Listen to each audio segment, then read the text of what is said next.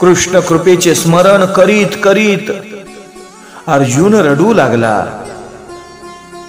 धर्मराजाला अर्जुन म्हणू लागला की द्रुपद राजाच्या राजसभेत जो मी मत्स्यवेध केला होता तो भगवंताच्या शक्तीवरच केला होता, माझ्या शक्तीने नव्हे. अनेक राजे मत्स्यवेध करू शकले नव्हते.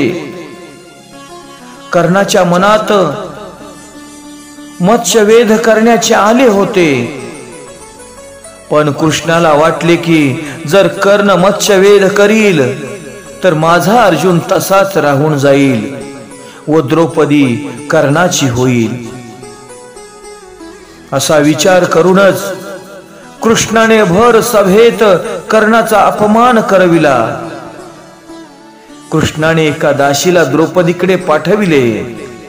द्रौपदीने हीन जातीच्या कर्णाशी विवाह करण्याचे नाकारले. माझ्यात तर शक्तीच नव्हती, पण माझ्यावर भगवंताची कृपादृष्टी होती म्हणून माझ्यात शक्ती संचार झाला आणि त्या दिवशी मी मत्स्यवेध करू शकलो. लाक्षागृहात पांडव जळून मेले असे मानून दुर्योधनाने त्यांचे श्राद्धही करून टाकले होते. संसारात मनरूपी मत्स्य सारखा फिरत असतो, त्याला विवेक रूपी बाणाने मारा. ज्याला द्रौपदी मिळते त्याचा सारथी कृष्णाला व्हावे लागते. द्रौपदी कृष्ण भक्तीचेच दुसरे नाव होय.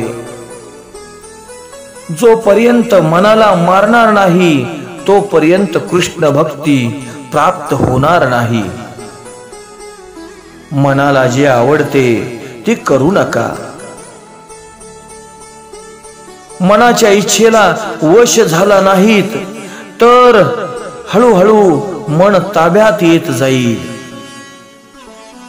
आजपर्यंत मौज शौकात आनंद प्रमोदात भोगात पापात किती खर्च केला याचा हिशोब जीव ठेवीत नाही. पण जर काही दान दिले असेल तर मात्र ते त्याच्या स्मरणात राहते. आम्ही आणखी काय करू शकतो? अंतकाळी जीव चिंता करतो की माझ्या मुलीचे कसे होईल, माझ्या भाच्याचे काय होईल, पण तुझे काय होईल याचा तू विचार कर. ज्याच्यावर भगवंताची कृपा दृष्टी होते तोच या मन मत्स्याला मारू शकतो. भगवंताची कृपा दृष्टी जोपर्यंत होत नाही तोपर्यंत मन मरत नाही. प्रभूची कृपा दृष्टी होईल तरच मन मत्स्य मरेल. मन मरेल तर भक्तिरूपी द्रौपदी प्राप्त होईल. परमात्म्याची कृपा दृष्टी झाल्यावरच जीव मनाला मारू शकतो. प्रभूची प्रार्थना न केल्याने मन मनुष्याला अधोगतीच्या गर्तेत फेकून देत असते.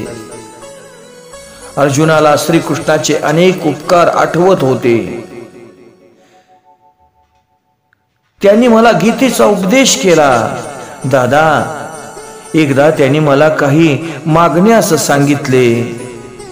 मोठे मोठे ऋषी आणि महात्मे जन्म मरणाच्या फेऱ्यातून सुटण्यासाठी ज्याची प्रार्थना करतात त्याच्याकडे मी मागितले की या युद्धात मला विजय मिळवा.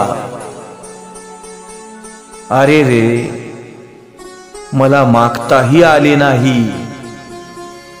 जय जय राम कृष्ण हरी.